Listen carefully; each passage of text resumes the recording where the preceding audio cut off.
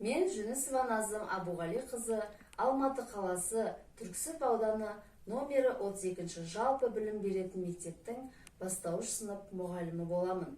Менің мамандығым әлемдегі ең қажет мамандықтардың бірі.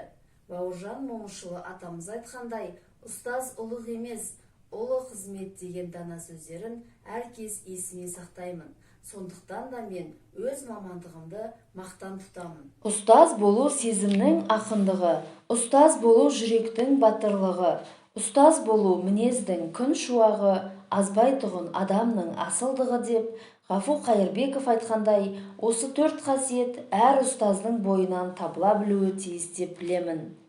Қиындығы да, қызығы да жетерлік, ең бастысы жауапкершілігі жоғары мамандықтың бірі ұстаздық ету екені ақиқат.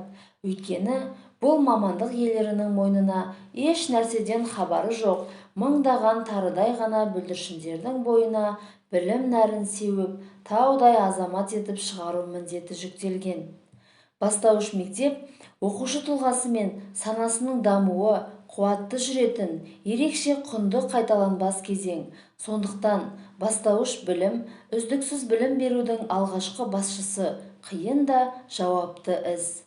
Мен бастауыш сынып оқушыларына белгілі білім беріп қана қоймай, оны жалпы дамыту, сөйлеу, оқу, қоршаған орта жөнінде дұрыс көзқарас қалыптастырып, ойын дұрыс айтуға, салыстыра білуге, дәлелдеуге, сөйлеу мәдениетіне үйретудемін. Ұстаз берген тәрбие әрбір жанның өміріне жол сілтер шамшырақ болары анық.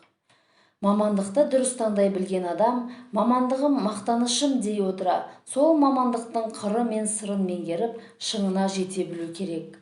Өз ісінің білгір маманы болуға не жетсін.